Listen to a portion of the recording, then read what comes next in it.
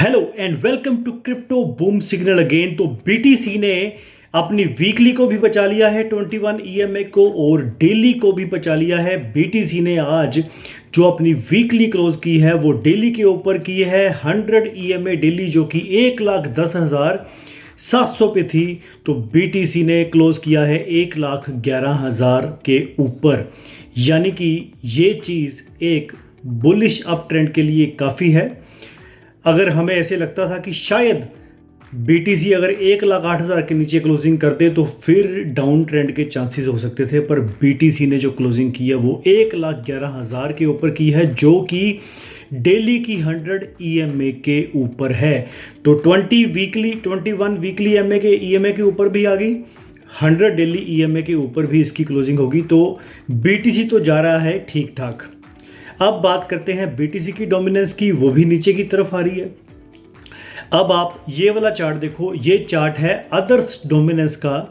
Others dominance अभी आ रही है 8 पॉइंट के ऊपर, ठीक है, जो कि पिछले 3 महीने में पहले 6.96 पे थी, आज वो 8 पॉइंट से ऊपर आ गई है, 8% के ऊपर।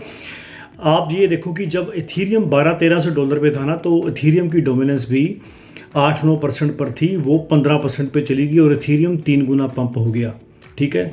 तो अगर 8 की डोमिनेंस अगर ये भी 10%, 12%, 13 पे जाएगी तो आप सोच नहीं सकते कि ओल्ट कॉइन कहाँ पे जाएंगे। तो अब आने वाले वीक में करना क्या है, होगा क्या?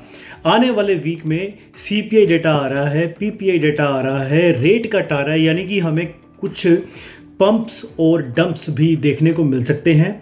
अब करा के ना आपका ये मोटा मोटा ये 7-8 दिन 10 दिन का जो रह गया है सितंबर का सर्वाइवल, बस इसको आप कर लो। और हमने सिर्फ ध्यान ये देना है कि जो बीटीसी है ना वो 21 ईएमए वीकली के नीचे ब्रेक डाउन ना करे, जो कि 1,08,000 के ऊपर है, ठीक है। बीटीसी ऊपर रहना चाहिए। जितना बीटीसी 1,11,000 के ऊपर रहेगा और 1,08,000 के नीचे नहीं जाएगा, वो हमारी मार्केट के लिए बुलिश है। और ये जितने भी डेटास आते हैं, अगर बीटीसी इसको सर्वाइव कर लेता है और बीटीसी 1,11,000 के ऊपर ही रहता है, तो इंटरेस्ट रेट जब कटना है 17 सितंबर को, तो मार्केट पूरी फुल पंप हो सकती है। अगर मार्केट पंप होती है 50% लेके चलते हैं कि अगर मार्केट पंप होती है रेट कट तक, यानी कि अगर मैं एक कॉइन की एग्जांपल लूँ, पोल्का डॉट की, जो अभी 4 पे चल रहा है, अगर 50% का पंप आ गया तो फिर पोल्का डॉट आपको $6 पे देखने को मिल सकता है। अब उससे होगा क्या कि जब रेट कट होगा तो लोग बुलिश हो जाएंगे, लॉन्ग जो है वो ज़्यादा खुल जाएंगे, तो वहाँ पे जाके ये मार्केट को थोड़ा सा नीचे रीसेट कर सकते हैं। यानी कि अगर 50% का पंप आएगा तो ये 15, 20 या 25% का डंप भी दिखा सकते हैं। वो तब होगा अगर 50% का पंप आएगा। अगर पंप आया 25% तक का तो फिर तो 10-12% की करेक्शन आएगी करा के। यानी कि मतलब ये है कि अगर मार्केट रेट कट से पहले पंप होगी तो थोड़ा सा ये रीसेट करेंगे और फिर उसको 1-2 हफ्ते के बाद जो हमारी पूरी मार्केट है, यानी कि अक्टूबर से या 4th वीक ऑफ सितंबर से पूरी फुल अप ट्रेंड में चली जाएगी। और अगर मार्केट पंप ही नहीं होती तो फिर तो बस आप ये समझ लो कि फिर 17 या 20 सितंबर, यानी कि 3rd वीक ऑफ सितंबर से ही मार्केट का अप ट्रेंड शुरू हो जाएगा। तो अब बात करते हैं यूफोरिया मोड की। जो यूफोरिया मोड होता है उसमें आपको अनइमेजिनेबल गेन्स मिलते हैं। आप सोच भी नहीं सकते कि आपके जो ओल्ट कॉइन हैं वो कहाँ पे जाएंगे।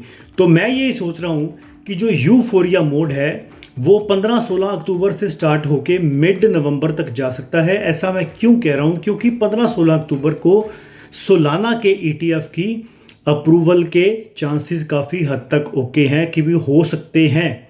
अगर सोलाना का ETF का अप्रूवल होता है, जिसके चांसेस काफ़ी ज़्यादा हैं, उससे क्या होगा, पूरी मार्केट में सोलाना के प्रोडक्ट्स भी बढ़ने शुरू हो जाएंगे और उधर से जो पोल्का डॉट, XRP, ADA, इन सब के भी जो ETF 15 नवंबर को आने हैं, लोग उनको भी बाय करना शुरू कर देंगे, ये सोच के कि शायद हमें बाद में एंट्री ना मिले।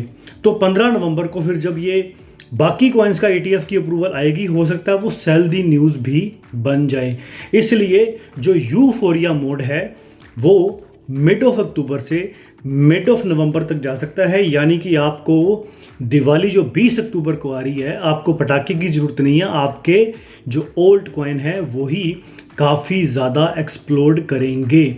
जैसे आपको इथीरियम ने बड़ा अच्छा गेन दिया है 3x का, तो ओल्ड कॉइन का तो अनइमेजिनेबल गेन होगा। वो आप मेरे को पर्सनल डीएम करके पूछना भी आपके ओल्ड कॉइन कहाँ जा सकते हैं। यूफोरिया मोड एक बड़ा अच्छा मोड होता है जिसमें हम मल्टीपल एक्स तो काउंट ही ना कर सकते कि कॉइन जो है वो कहाँ पे जाएगा। तो ये होता है यूफोरिया मोड। जो एग्जिट की वीडियो है वो मैं नवंबर में बना दूंगा। यानी कि अब हमने सिर्फ ये देखना है कि आने वाले वीक में अगर हमें 50% का पंप मिलेगा, ठीक है, तो वहाँ पे जाके अगर आपने किसी ने अपने लॉन्ग क्लोज करने होंगे कर देना, क्योंकि थोड़ी सी मार्केट रीसेट होगी अगले आने वाले 1-2 हफ्तों में, और उसके बाद आप दोबारा लॉन्ग पकड़ लेना। और अगर मार्केट पंप ही नहीं होती, यहीं पे रहती है ऊपर नीचे थोड़ा थोड़ा, तो फिर आप अपने लॉन्ग्स को भी बरकरार रखना। इंटरेस्ट रेट के बाद आप अपने लॉन्ग ओपन कर सकते हो। 2-3x तक ही रखो, ज़्यादा ओवर लीवरेज में ना पड़ना। तो अगर आपके लॉन्ग ओपन होंगे तो आपको उसका जो बेनिफिट है वो नवंबर तक देखने को मिल जाएगा। जो पोल्का डॉट है पोल्का डॉट का जो ETF का अप्रूवल है वो नवंबर में है, और ब्लैक रैक और ग्रे स्केल दोनों ने नैस्डैक के साथ मिलकर इसकी लिस्टिंग भी करनी है। तो पोल्का डॉट के लिए मैं काफ़ी ज़्यादा एक्साइटेड हूँ। जो इसका प्रीवियस ऑल टाइम हाई था $55, ठीक है, ये उससे कहीं ऊपर जाएगा। ये अपना नया ऑल टाइम हाई भी लगा सकता है। तो आने वाले दिनों में, आने वाले महीनों में हमें अनइमेजिनेबल चीज़ें देखने को मिल सकती हैं। सिर्फ ये आने वाला आप एक जो हफ्ता है इसको सरवाइव कर लो, ठीक है। थोड़ा सा अगर ऊपर नीचे चीज़ें होंगी तो मैं आपको अपडेट कर दूंगा। लेवल आपने याद रखना है बिटकॉइन का 1,08,000 से नीचे ना जाए और 1,11,000 से ऊपर ही रहे।